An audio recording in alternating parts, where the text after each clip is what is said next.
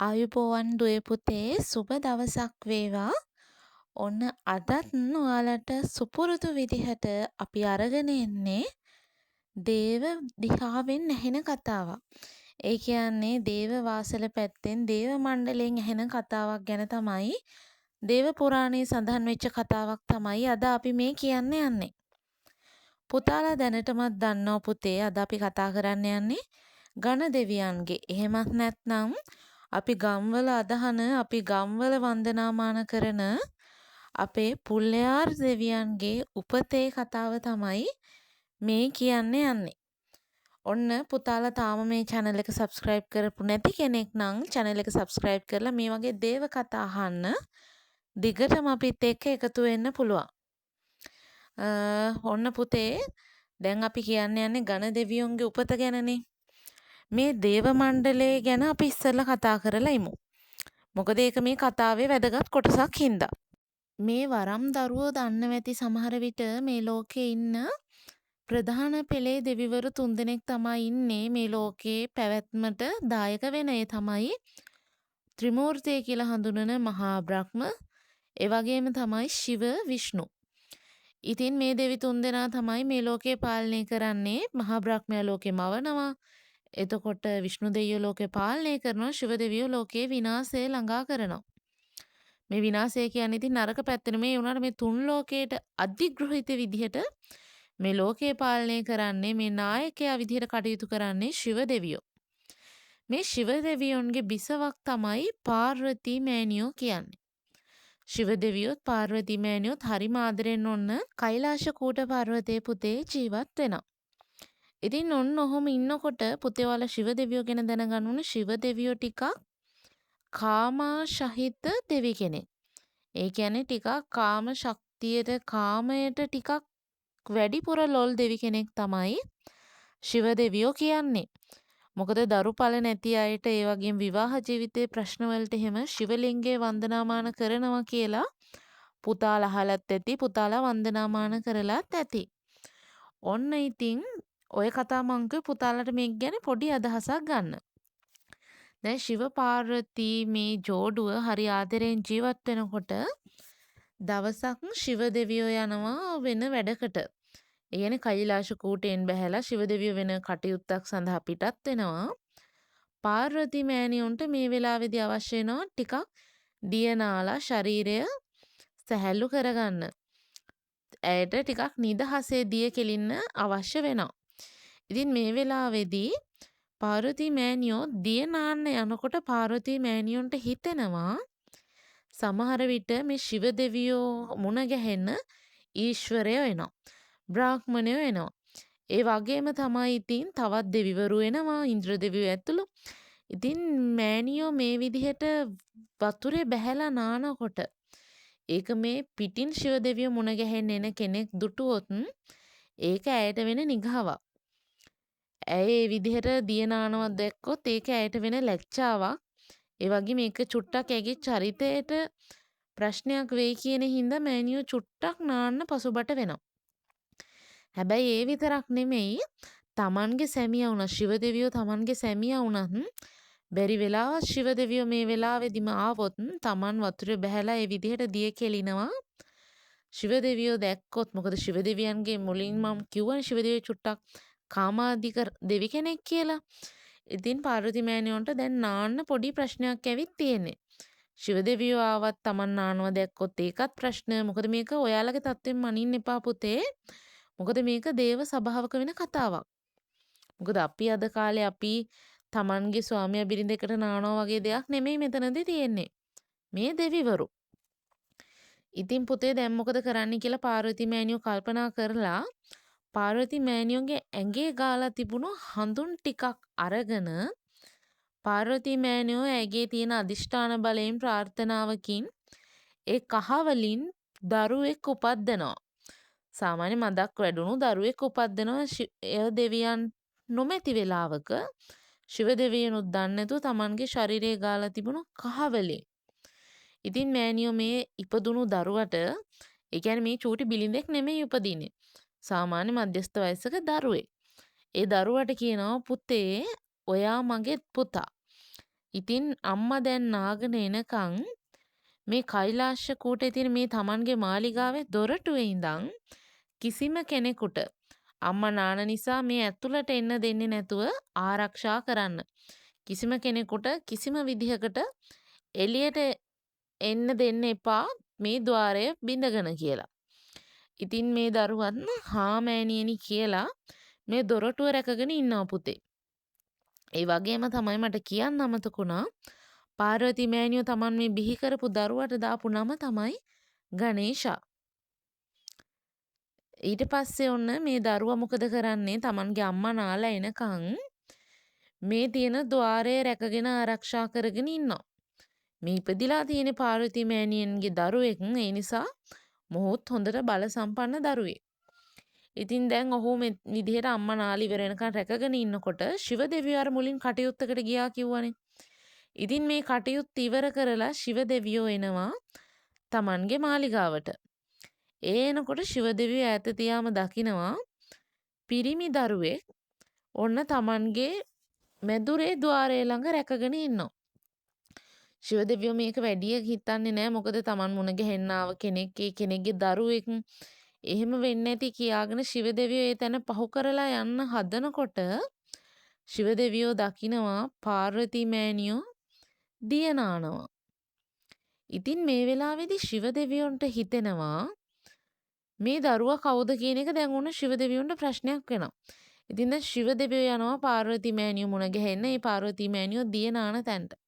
හැබැයි මේ දරුවා ශිව දෙවියන්ව වළක්වනවා. ශිව දෙවියන් ඒත් මේක වැඩි ගණනකට ගන්නෙ නැතුව මේ දරුවා පැත්තකට දාලා දරුවා චුට්ටක් පැත්තකට ඉවත් කරලා ශිව දෙවියෝ යන්න හදනවා. හැබැයි මේ දරුවා ශිව දෙවියන්ට යන්න දෙන්නෙම නැහැ. මොකද තමන්ගේ අම්මා තමන්ට අනක් දුන්නා. පුතේ කවුරුත්ම එන්න දෙන්න එපා. කාටවත්ම එන්න දෙන්න එපා කියලානේ කිව්වේ. ඉතින් දැන් මේ ගණේෂාත් කිසිම කෙනෙක්ට අඩුම ගානේ දැන් උන ශිව දෙවියන්ටවත් පාර්වතී මෑණියෝ නාන තැනට යන්න දෙන්නේ නැහැ. ඉතින් ඔහොම වෙන්නකොට ශිව දෙවියෝට ඒ වගේම තමයි ඉක්මනට කේන්ති යනවා. ඉතින් දැන් ශිව දෙවියන්ට ටිකක් කේන්ති ගියා. ඒත් උත්සාහ කළා යන්න දෙන්නේ නැහැ ශිව දෙවියෝ. Tamanගේ අතේ තිබුණු ආයුධයක් අරගෙන මේ දරුවගේ ගෙල එක පහරින් සිඳලා දැම්මා. ඒ සිඳපු තරමට ශිව දෙවියන්ට ඒ වෙලාවේ ආව කේන්තියේ තරමට මේ දරු පැටියාගේ හිස හොයාගන්න නැහැ. මේ දරුවගේ හිස නෑ වුණ දැන් දරුවගේ හිස නැති කවන්දයෙන් ලේ ගලනවා. ඉතින් මේ ශබ්දය ඇහුණා දියනානා හිටපු පාර්වතී මෑණියන්ට.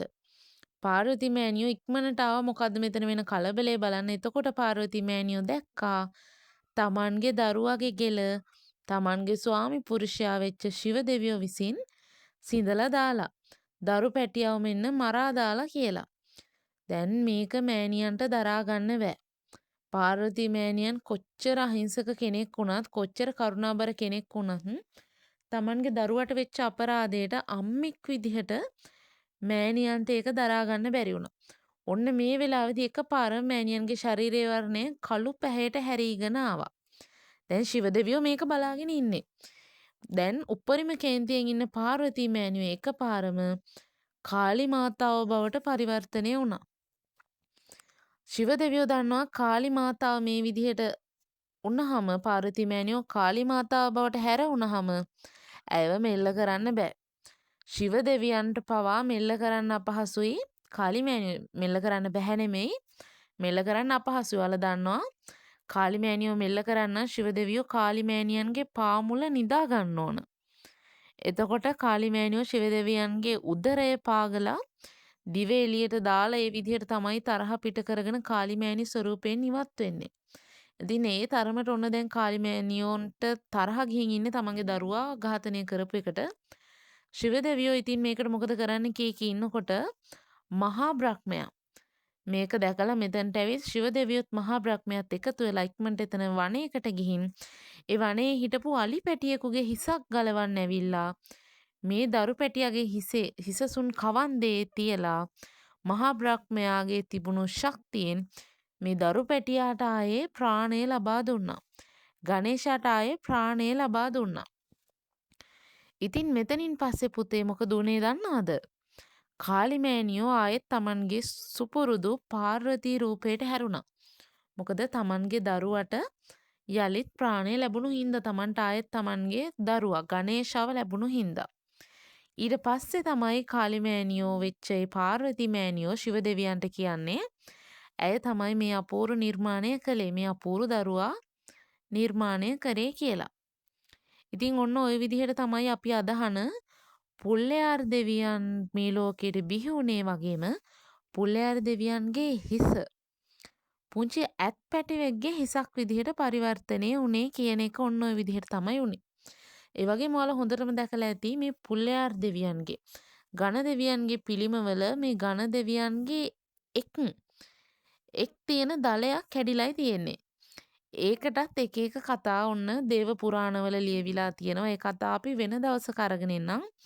ඔන්න ඔය විදිහට තමයි පුතේ ඝන දෙවියෝ පහළ වුණේ මේ ලෝකෙට. මේ ඝන දෙවියන්ගේ තියෙන විශේෂත්වය තමයි පුතේ ඝන දෙවියෝ තමයි නුවණට අධිපති දෙවියන් විදිහට සැලකන්නේ. මොකද ඝන දෙවියන් ඒ තරමටම බුද්ධිමත්. මේ ඝන දෙවියන්ගේ බුද්ධිමත්කම ගැන කියවෙන කතාවක් තියෙනවා පුතේ ඔයාලා අහලා තියෙනවද? මේ ඝන දෙවියන්ගේ තව සහෝදරයෙක් හිටියා. ඒ තමයි අපි හොඳටම දන්න කතරගම දෙවියෝ කියන්නේ. ඒ කියන්නේ පාර්වතී මෑණියන්ට ශිව දෙවියන්ට දා ඉපදුණු දරුවෝ තමයි මේ කතරගම දෙවියොත් ඒ වගේම මේ ගණේශා පුල්ලෑර් දෙවියොත් කියන්නේ. එක දවසක් ඕන වුණා ශිව දෙවියන්ට තමන්ගේ දරුවන් දෙන්නගේ බුද්ධි මට්ටම පරීක්ෂා කරලා බලන්න. ඉතින් මොකද කරන්නේ ශිව දෙවියෝ මේ දෙන්නට පුංචි අභියෝගයක් දුන්නා. ඒ තමයි ඉස්සරලම ලෝකේ වටේට වට 3ක් ගිහින් එන දරුවට පුංචි තෑග්ගක් දෙනවා කියලා උන ශිව දෙවියෝ කිව්වා පාර්වති මෑණියොත් ළඟ තියාගෙන. ඉතින් කතරගම දෙවියෝ මොකද කරන්නේ? කතරගම දෙවියන්ගේ වාහනයේ මොනරනේ. මේ මොනරගේ පිට නැගලා ලෝකෙ වටේ වට 3ක් යන්න ඕන කතරගම දෙවියෝ පිටත් වුණා. හැබැයි පුල්ලයාර දෙවියෝ තමන්ගේ මව වුණු පාර්වතී මෑණියනුත් තමන්ගේ පියා වුණු ශිව දෙවියන්ගෙත් වටේ වට 3ක් කැරකුණා. මොකද ඔහුගේ ලෝකේ වෙලා තිබෙන ඔහුගේ මවයි පිය. ඉතින් මෙතනින් ශිව දෙවියෝ තේරුම් ගත්තා තමන්ගේ දරුවා ඒ කියන්නේ මේ පුල්ලෑර් දෙවියන්, ඝන දෙවියන්, ගණේශා කොච්චර බුද්ධිමත් කෙනෙක්ද කියලා. ඉතින් බුද්ධියේ නග තන්පත්ම දේවතාවුන් වහන්සේ විදිහට වන්දනාමාන කරන්න ඕන. එතනින් පස්සේ තමයි ඝන දෙවියෝ සුදුසුකම් ලැබුවේ. ඒ විතරක් නෙමේ ඝන දෙවියන්ගේ බුද්ධි මට්ටම ගැන කියවෙන ගොඩක් කතා දේව පුරාණවල තියෙන. ඒ වගේම තමයි ඕනෑම සුබ කටයුත්තකදී සුබ කටයුත්ත ආරම්භ කරන්න ආරම්භක දෙවියන් ඒ කියන්නේ යමක සාර්ථකත්වයේ දෙවියන් විදිහටත් මේ පුල්ලෑර දෙවියන් එහෙමත් නැත්නම් ඝන දෙවියන් හඳුන්වනවා. ගම්වල අදටත් සුබ වැඩක් කරනකොට මොකක්ම හරි කටයුත්තක් කරනකොට මේ පුල්ලෑර දෙවියන්ට බාරහාර වීම සිරිතක් චාරිත්‍රයක්. පුල්ලෑර දෙවියන්ට පොල් ගෙඩියක් බාර කරලා ඔන්න වගා කටයුතු කරන මිනිස්සු අද රජරට පැත්තේ ඔන්න ඉන්නවා. එතකොට පුල්ලෑර දෙවියන්ට ඒ බාර කරන පොල් ගෙඩිය වගාව ඉවර වෙලා ඒ වගාවේ අස්වැන්න ගත්තට පස්සේ පුල්ලෑර දෙවියන්ට වගාවෙන් ගත්තේ අස්වැන්නෙන් කොටසකුයි අර පොල් ගෙඩියයි අරන් ගිහින් ගහලා බාර ඔප්පු කරන්න පුළුවන්. ඒ වගේම තමයි පුල්ලෑර දෙවියන් නිවැරදිව අදහන කෙනෙක්ට පුල්ලෑර දෙවියන්ට ආදරය කරන කෙනෙක්ට පුල්ලෑර දෙවියන්ගේ ආශිර්වාදය තියෙනවා කියන එක රහසක් නෙමෙයි. මොකද පුල්ලෑර දෙවියන් වඳින අය දන්නවා පුල්ලෑර දෙවියන් පිහිටට එනවා කියලා. මොකද ඒ තරමටම බුද්ධිමත් විශ්වාසවන්ත දෙවි කෙනෙක් තමයි මේ ඝන දෙවියන් කියන්නේ. ඒ කියන්නේ ඔන්න හොඳට මතක තියාගන්න ඝන දෙවියන් කියන්නේ ශිව දෙවියන්ගේ දරුවෙක්. ශිව පාර්වතී දෙවියන්ගේ දරුවෙක්. ඔන්න ඔය විදිහට තමයි අද අපි දේව පුරාණයෙන් අරගෙන ආපු මේ ඝන දෙවියන්ගේ උපතේ කතාව නිමා වෙන්නේ. ඉතින් දුවල පුතාලා ආසයි නම් තව මේ වගේ දේව කතා අහන්න දිගටම අපේ channel එකත් එක්ක එකතු වෙලා ඉන්න. අපිට උදව්වක් විදිහට ඔන්න channel එක subscribe කරලා මේ bell icon එකත් click කරලම තියන්න. මොකද එතකොට ඔයාලට පුළුවන් අපි ගේන හැම වීඩියෝ එකක්ම මුලින්ම ඔයාලගේ ගෙදරට ගෙන්න ගන්න. ඒ වගේම මතක් කරන්න ඕන ඔයාලා නොදන්න. ඒ වගේම මෙතන ඉගෙන ගත්ත දෙයක් තියෙනවා නම් එහෙම නැත්නම් මේ වීඩියෝ එකේ මගහැරුණු දෙයක් තියෙනවා නම් ඔයාලට පුළුවන් පහලෙන් කමෙන්ට් එකක් විදිහට ඒක එකතු කරන්න. එහෙනම් ඔයාලා හැමෝටම ඝන දෙවියන්ගේ පිහිටයි.